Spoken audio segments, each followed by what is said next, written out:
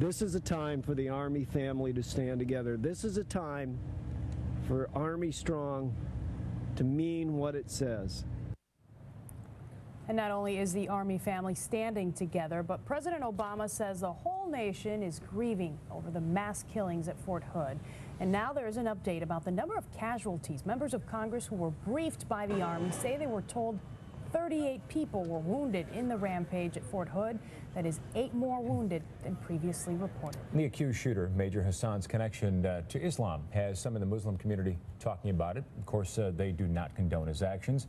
Are praying for the families who lost loved ones. The Islamic Information Center released a statement, quote, strongly emphasizing that this attack and its perpetrator are in no way representative of the Muslim people or the peace-loving religion of Islam. But Muslim communities are still on alert. Mosques in Chicago increasing security. Everybody asking everyone else to be vigilant, just to watch out, just in case. And here with more from Chicago's Muslim community, Christina Abraham, the Civil Rights Director from CAIR-Chicago. Thank you for coming in. Thanks for having me. We appreciate you being here. How are you guys reacting to all of this today? How are you coping with it? What are your members telling you? Well, like all other Americans, the Muslim community is shocked by what happened, and their family, they're really grieving over this, and their condolences go out to the families of the victims, really.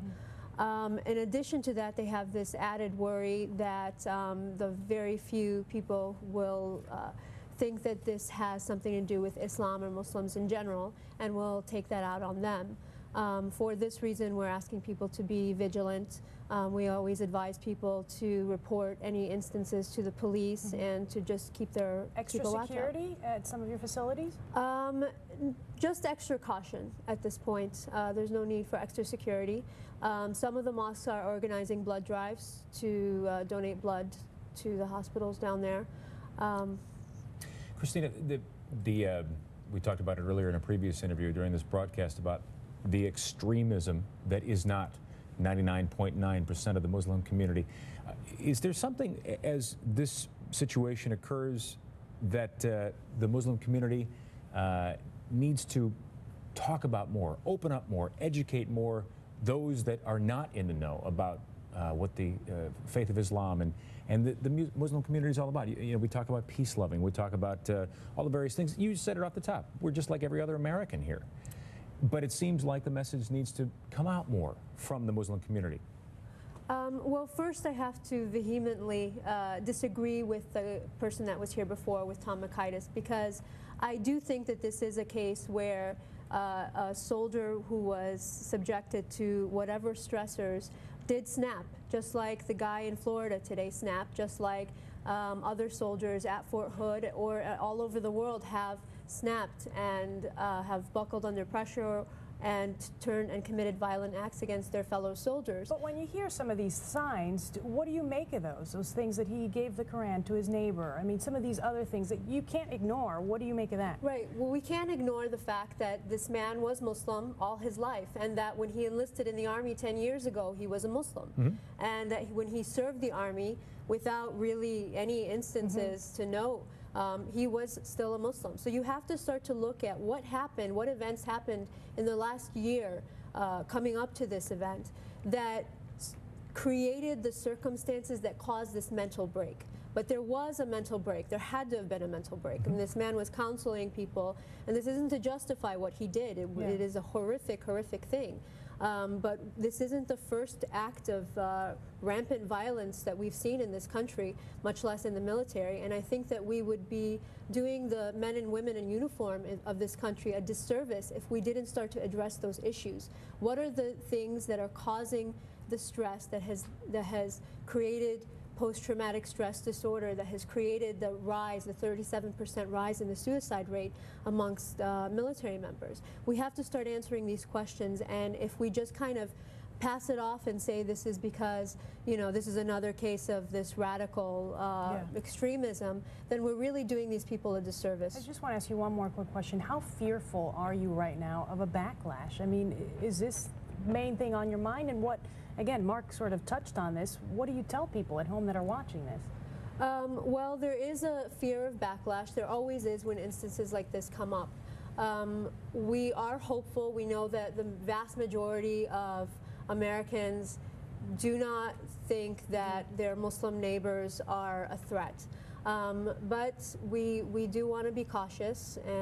But most clear-thinking, open-minded people, Americans, neighbors who are atheist, Catholic, Jewish, Protestant, would look at their Muslim neighbors and say, I love them. They're fine. They're not going to pop off and react. But there may be a minority. So there seems to be some sort of PR difficulty here in reaction to 9/11, in reaction to the discussion about the extremism.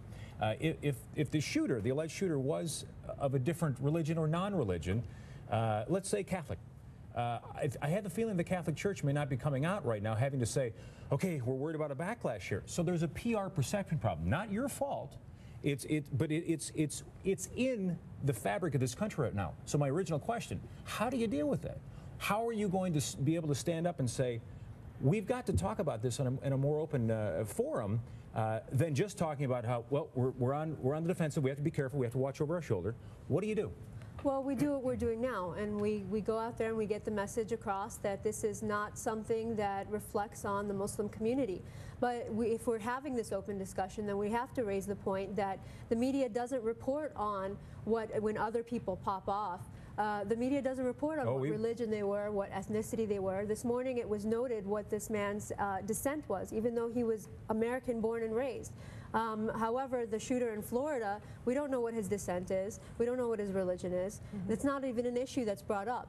Well, it might have been a different circumstance in Florida. They were talking about his unemployment and the fact that he was going through bankruptcy. And this guy was being deployed. He was in the military. He was treating people with post-traumatic stress disorder. And he posted on the internet some writings reportedly about suicidal tendencies and the honor that it does pose in situations like this as he coupled his Muslim faith, his extreme Muslim faith. So those are apples and oranges here. Well, I don't think that it's made known whether he actually posted those or not, but I could be wrong. Okay. But even if he did, fair enough.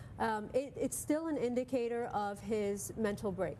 It's not an indicator necessarily of his radicalism or how he would have gotten radicalized. There's so much we don't know about this. Right. But we know that people who have